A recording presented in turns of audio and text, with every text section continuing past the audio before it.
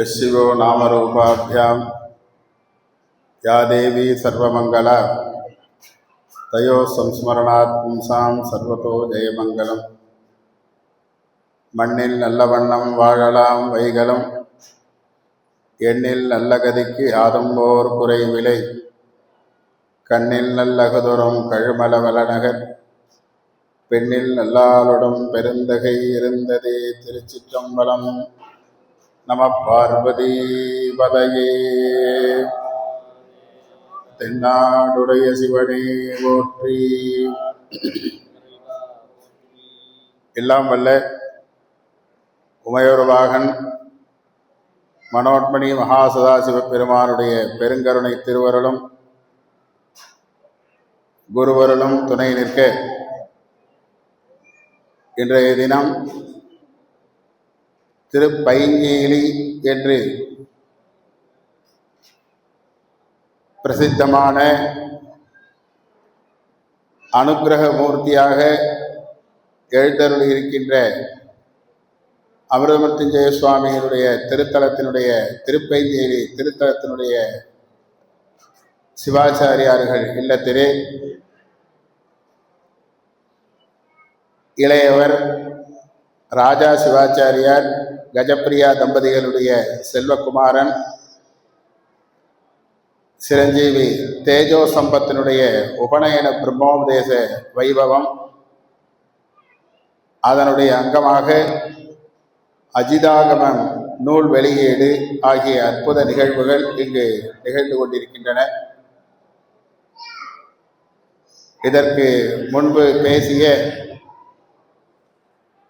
நம்முடைய ராஜா சிவாச்சாரியார், ஞானதூதன் ஆசிரியர் ரமேஷ் சிவாச்சாரியார் மற்றும் சேந்தமங்கலம் அன்பர்கள், இப்படி பலரும் நாம் சைவர்கள் என்ற இயக்கம் துவங்கி இன்றைக்கு எத்தனையோ இயக்கங்கள் எல்லாம் தோன்றின உடனே பிரசித்தமாகிறது. இது எத்தனையோ வருடத்துக்கு முன்னால் தோன்றியும் இன்னும் சிவாச்சாரியார்கள் மத்தியிலேயே இன்னும் பிரபலமடையாமல் இருக்கின்றது. அதை செய்ய வேண்டும் என்பதற்காகத்தான் இந்த நிகழ்ச்சியை சுவாமி திருவருள் கூட்டி நடத்தி வைக்கிறார். நம்முடைய உழைப்பு என்றைக்கும் வீணாக போகாது. ஒரு 10 ஆண்டுகளுக்கு முன்பாக திருப்பஞ்சேலி சங்கர் சிவாச்சாரியார், ராஜா சிவாச்சாரியார் மற்றும் இந்த நாம் சைவர்கள் குழுமத்தை சார்ந்த அன்பர்கள், நம்முடைய திருமங்கலம் செந்தில், ஜெய் கணேஷ் எல்லோரும் மயிலாடுதுறை பாடசாலையிலே இந்த நாம் சைவர்கள் குழுமத்தின் மூலமாக என்னென்ன திருப்பணிகளை எல்லாம் செய்யலாம் என்று ஆலோசித்து பேசி வந்தோம். அதில் முக்கியமாக அவர்கள் எடுத்துக்கொண்டது கோவிலுக்கு செய்கின்ற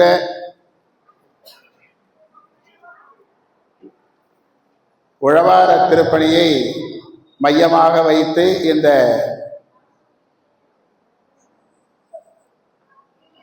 இயக்கம் செயல்பட வேண்டும் என்பதை அவர்கள் வலியுறுத்தினார்கள். நாம் செய்ய வேண்டியதை நாம் செய்தால் நம்முடைய உரிமைகளை சுவாமி பாதுகாப்பார். நம்முடைய கடமையை நாம் சரியாக செய்தால் நம்முடைய உரிமையை பிறர் பறித்து கொள்ளாமல் சுவாமி பார்த்து கொள்வார். இன்றைக்கு எவ்வளவோ இடர்பாடுகள், எவ்வளவோ இன்னல்கள் வந்தாலும் அதனால் பாதிக்கப்படாத, அது பற்றிய செய்தியே தெரியாத சிவாச்சாரியார்களும் இருக்கின்றார்கள், திருக்கோயில்களும் இருக்கின்றன. இந்த உண்மை யாருக்கும் தெரியாது. ஏன்னா அங்கெல்லாம் சுவாமி முழுமையாக கையில் எடுத்துன்னு இருக்கார். இவனுக்கு நம்மளை விட்டா ஆள் கிடையாது, நம்ம தான் இவனை பார்த்துக்கணும் அப்படின்னு. அப்படி இந்த திருப்பஞ்சேரி சிவாச்சாரியார்கள் குடும்பம் மயிலாடுதுறையோடு சம்பந்தமுடையது, நெருங்கின சம்பந்தமுடையது. அவர்களுடைய எங்காத்து பொண்ணு தான் இந்த ஆத்து மாட்டு பொண்ணு மாயவரத்துலேருந்து. அந்த குழந்தைகள் எல்லாம் நம்ம பழனி பாலுண்ணாவுக்கு மருமான்கள். அதனால்தான் இன்னைக்கு இங்கேயே இருந்து இதை முழுமையாக நடத்தி கொண்டிருக்கின்றார். அதோட சோமசேகர் அண்ணா யூனிவர்சிட்டி ஆஃப் ஆகமாஸ் சமீபத்தில், ஏன்னா எதுவாக இருந்தாலும் நான் என்ன ஒரு அடி எடுத்து வச்சாலும் அதில் பின்னால் சோமசேகர் அண்ணா இருக்க நல்லா தெரிஞ்சுக்கோங்க. நான் ஒருத்தருக்கு ஒரு அன்பருக்கு ஃபோன் பண்ணி பேசிட்டு இருந்தபோது மகா சதாசிவமூர்த்தியினுடைய விக்கிரகம் எப்படி செய்யறது, அதுக்கு ஒரு விரிவான விளக்கம் எதுவும் கிடைக்கல அப்படின்னு பேசிட்டு இருந்தேன்.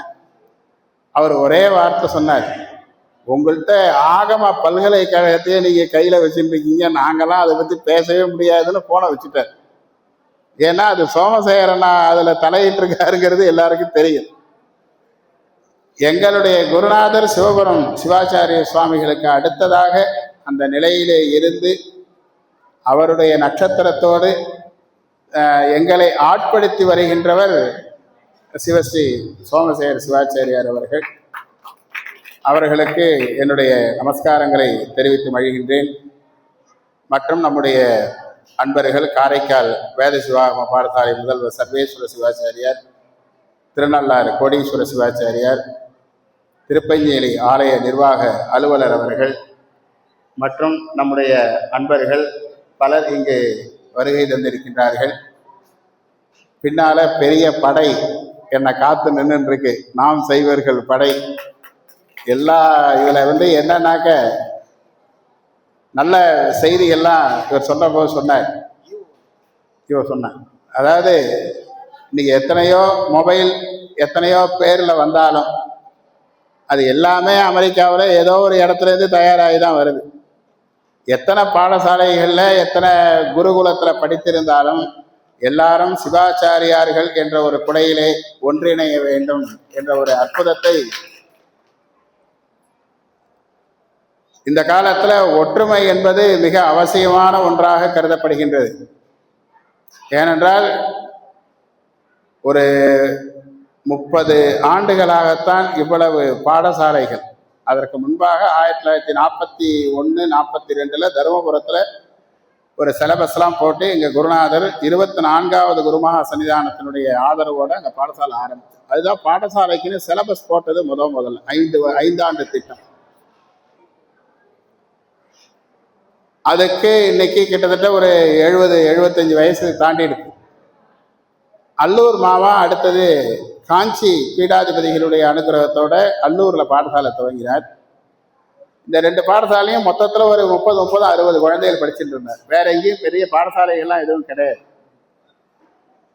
அதுக்கப்புறம்தான் சிவாச்சாரியார்களே தனியாக பாடசாலையை நடத்தலாம்ங்கிற ஒரு எண்ணத்தோட அவரவர்கள் பாடசாலைகளை துவங்கி காஞ்சிபுரம் ராஜப்பாமா ஆற்றுல ஒரு 10 குழந்தைகளை வச்சுட்டு பாடம் நடத்தினார். திருக்கண்ணங்குடி பாலாமணின்னா அந்த மாதிரி செஞ்சார். அது மாதிரி பல பெரியவர்கள் ஆற்றுலேயே அந்த பழங்காலத்து குருகுல முறையில் அப்புறம் பின்னால் நிறைய பாடசாலைகள்லாம் வந்தது. இதில் ஒரு முக்கியமான விஷயத்தை நான் சொல்ல விரும்புறது என்னன்னாக்க, 30 ஆண்டுகளுக்கு முன்னால சிவாஜி கோயில் பூஜகராக வந்த இன்னும் 10 வருடம் வேணாலும் தள்ளி போங்க, 40 வருடங்களுக்கு முன்னால கோயில் பூஜகராக வந்த சிவாச்சாரியார்கள் பெரும்பாலும் படிக்க வசதி இல்லாமல் இருந்தார்கள். அந்த காலத்து சூழ்நிலை, அந்த காலத்தில் பாடசாலைகள் இவ்வளவு கிடையாது. குடும்ப சூழ்நிலை, அப்பாவுக்கு உடம்பு முடியாது, பள்ளிக்கூடம் போகிற பையன் காலை சந்தி பண்ணிட்டு பள்ளிக்கூடம் போகணும். இதுக்கு ஒரு ஆதாரமே இருக்கு இல்லையா? திருநாரையூர் நம்பியாண்டார் நம்பி அப்படிதானே பள்ளிக்கூடம் போனார். பிள்ளையார்ட்டே சண்டை போட்டார், ஏன் பிள்ளையார நீ இன்னும் கொஞ்சம் முன்னாலே இந்த சாப்பிட்டு இருந்தேன்னா எனக்கு ஸ்கூலுக்கு லேட் ஆகாமல் இருந்திருக்குமேனு கேட்டார். சாமியோட பேசுகிற ஒரு பாரம்பரியம். இன்றைக்கு எத்தனையோ இந்து சமய அறநிலையத்துறையினுடைய கணக்கெடுப்புப்படி சற்றேறக்குறைய ஒரு 33,000 திருக்கோயில்கள் தமிழகத்தில் இருக்கு. அரசு சார்ந்த, ஆதீனங்கள் சார்ந்த, சிறிய பெரிய, வருமானம் உள்ள வருமானம் இல்லாத எல்லா கோயில்களுமாக சேர்த்து ஒரு 33,000 கோயில்களுக்கு மேலே இருக்கு. இத்தனை கோயில்களும் ஆகமப்படிதான் அந்த காலத்தில் கட்டினார்கள். ஆகமப்படிதான் பூஜைகள் நடந்து வருகின்றது. இப்ப என்ன ஒரு பிரச்சனை அப்படின்னாக்க, பாலுனா அப்படியே அந்த ஒரு மேல வந்தார். இன்னும் கொஞ்சம் அதுல உள்ள போவார்னு நினைச்சேன், போல அவர். என்னாச்சுன்னா, உங்க கோயில்ல என்ன ஆகமப்படி பூஜை நடக்கிறதுன்னு ஒரு சர்வே நடக்கிறது. அதையும் தாண்டி இதுக்கு கோயில் இல்லைன்னு நீங்க சொல்லுங்க. என்னன்னா, இது எத்தனை பேரால பதில் சொல்ல முடியும்? தயவு செய்து எத்தனை பேரால, இப்ப நான் சொன்னேன் இல்லையா, சிவாச்சாரியார்கள் எல்லாரும் படிக்க ஆரம்பித்த காலம் எப்ப, எல்லா சிவாச்சாரியர்கள் பூஜை பண்ணி பரம்பரையா பூஜை பண்ணிட்டு வந்துருக்கிறதுக்கு கால நிர்ணயம் கிடையாது. அப்படி இருக்கிற போது ஒரு கிராமத்து கோயில்ல ஒரு குருக்களை போய் இந்த கோயில்ல எந்த ஆகமப்படி பூஜை நடக்கிறதுன்னு கேட்டா அவரால் பதில் சொல்ல முடியுமா? இப்படி ஒரு இக்கட்டான சூழ்நிலையை உருவாக்கி இதுல சில இடங்கள்ல கட்டாயப்படுத்தி நான் என்கிட்ட நிறைய பேர் ஃபோன் பண்ணி கேட்டாங்க, இதுக்கு எப்படி பதில் சொல்றது அப்படின்ட்டு. நான் முதல்ல கேட்டேன், இந்த கேள்வி எதுக்காக கேட்குறாங்கிறத முதல்ல எல்லாரும் புரிஞ்சுக்கணும். முதல்ல ஒரு கேள்வி கேட்ட உடனே பதில் சொல்லக்கூடாது, பதில் சொல்ல தெரிஞ்சாலும் உடனே சொல்லக்கூடாது. இன்றைக்கு அந்த கேள்வி கேட்கிறார்கள், இந்த கோயில்ல எந்த ஆகமப்படி பூஜை நடக்கிறது, எதுக்காக அந்த கேள்வியை கேட்கிறாங்க, இதற்கான பதிலை தெரிந்து கொண்டு அவர்கள் என்ன செய்ய போகிறார்கள், அந்த ஏதாவது ஒரு மாற்றம் அவர்கள் செய்தால் அது ஒரு சமூகத்திற்கு சாதகமாக இருக்குமா பாதகமாக இருக்குமா, இதையெல்லாம் முடிவு பண்ணாம தனித்தனியா ஒவ்வொருத்தரையும் போய் ஒரு தாக்கினாக்க இந்த சிவாச்சாரிய சமுதாயம் என்ன பண்ணும் சொல்லுங்க?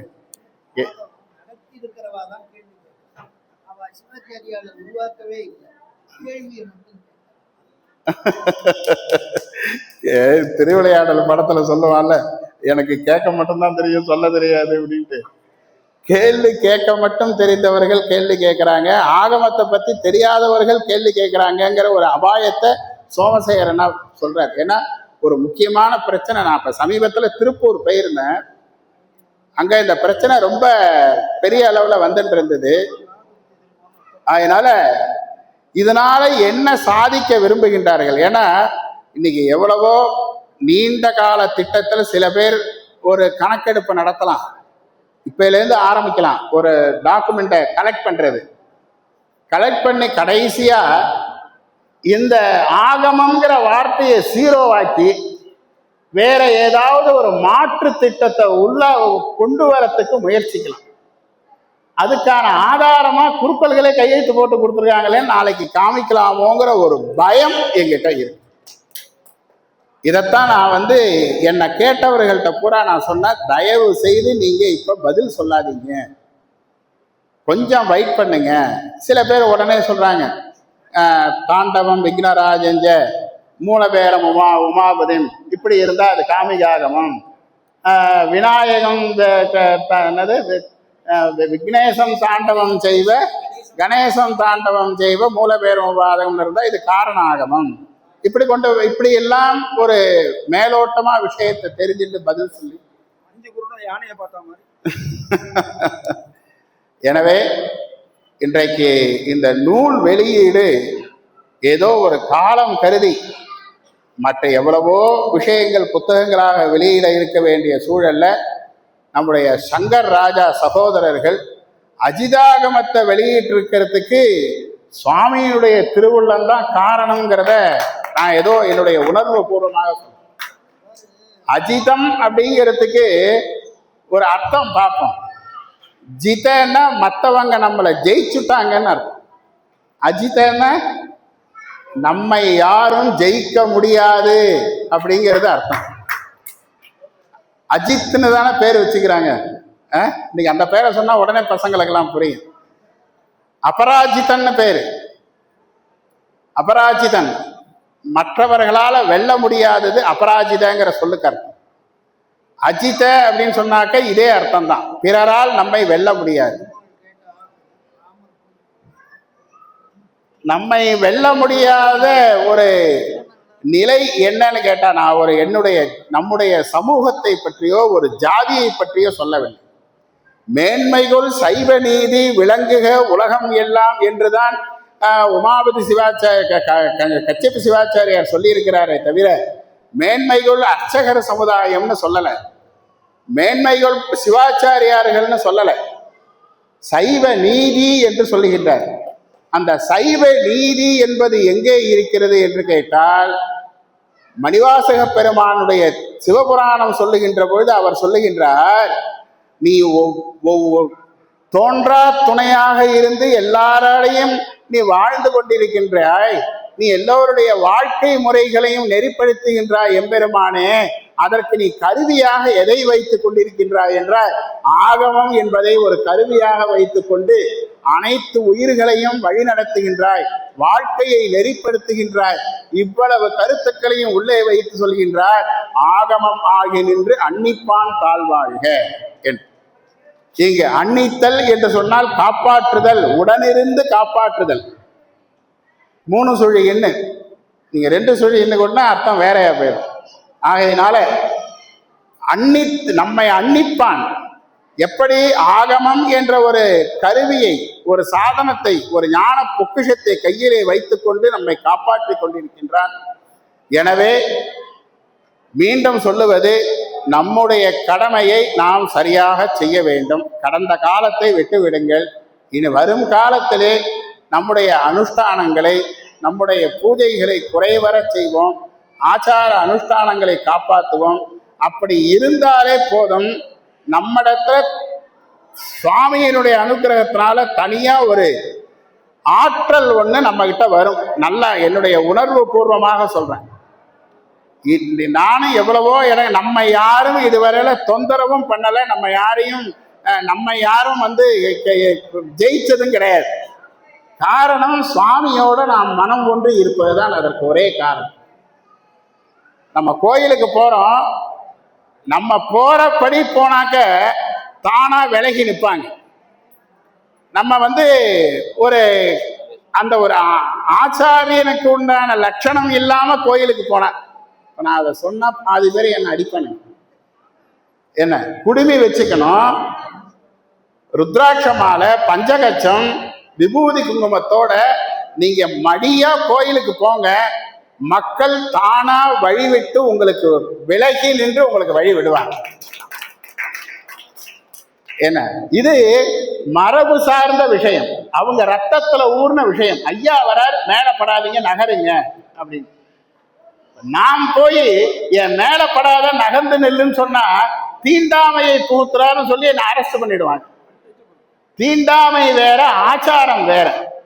நாம சுவாமியை பூஜை பண்றதுக்கு உண்டான ஆச்சாரம் நாங்க காப்பாத்தி ஆகணும். எங்க தாத்தா கோயிலுக்கு போறாரு, பூஜை முறைக்கு, வைத்தீஸ்வரன் கோயில்ல. வேணும்னே அந்த சின்ன பசங்க, அந்த மெய்காவல் பையன் அவரை தொட்டுட்டு போயிட்டான். அவர் உடனே என்ன, அங்க எங்களுக்கு பரிவட்ட குறுக்கல் பரிவட்ட அறைன்னு ஒரு அறை உண்டு, அங்க மடிவேஷ்டி உலர்த்திருக்கு. இவர் போய் ஸ்நானம் பண்ணிட்டு மறுபடியும் மடிவேஷ்டி கட்டிக்கிட்டு அங்க வர, மறுபடியும் இந்த பசங்க வேணும்னே போய் வைப்பான், அவரை போய் தொட்டு. இவர் இத்தனைக்கும் அவனுங்கிற மேல கோச்சிக்கவும் இல்லை. என்ன வாங்க வாங்க கோச்சிக்கவும் இல்லை. இவர் மறுபடியும் போய் ஸ்நானம் பண்ணிட்டு வர, உள்ள நின்ன பரிசாரகம் என்ன ஒன்றும் அண்ணா வள்ளியே மாமாவையும் ஒன்றும் சன்னதிக்கு வரல அப்படின்னு வேகமா வெளியில பார்க்கறான். இந்த மெய்காவல் பையனுக்கு இவரை விளையாண்டுட்டு இருக்காங்க. அப்புறம் அவங்களை கண்டிச்சுட்டு இவரை இது பண்ணி ஆயிடுச்சு. எதுக்காக சொன்னா, சுவாமி கிட்ட போற போது ஆச்சாரம் ரொம்ப முக்கியம். ஆச்சாராத் லபதே ஞானம் என்று ஆகமம் சொல்லுகிறது. ஆச்சாரம் இல்லாமல் சுவாமி, ஆச்சாரம்னு சொன்னா எல்லாத்தையும் சேர்த்துதான், உணவு மட்டும் கிடையாது, குளிக்கிறது மட்டும் கிடையாது, மன ரீதியாகவும் நம்ம சாமியோட ஒன்றுபட்டு இருக்கணும். நம்ம பூஜை பண்றதுனால இந்த தர்மகர்த்தாலாம் நன்னா இருக்கணும், இந்த ஈவோ நல்லா இருக்கணும், இந்த கோயிலுக்கு வர பக்தர்கள்லாம் நன்னா இருக்கணுங்கிற கருணையையும் அன்பையும் மனதில் வைத்து கொண்டு சுவாமி கிட்ட பூஜை பண்ணணும். எனவே இந்த அஜிதம், யாராலும் வெல்ல முடியாத நம்முடைய ஆகம சக்தியை சுவாமி கொடுத்திருக்கார்.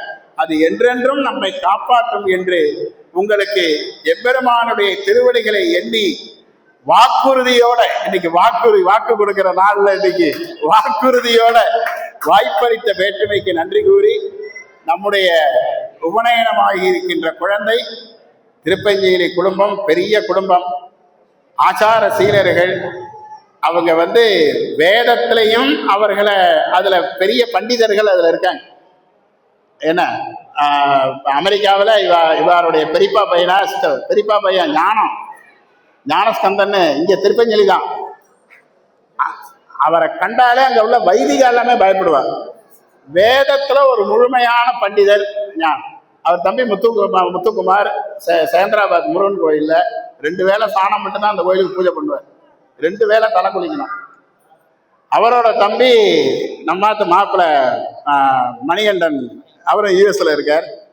அடுத்தது சங்கர், ராஜா, இப்படி அந்த குடும்பத்துல ஆச்சாரமான பரம்பரை, படித்த பரம்பரை.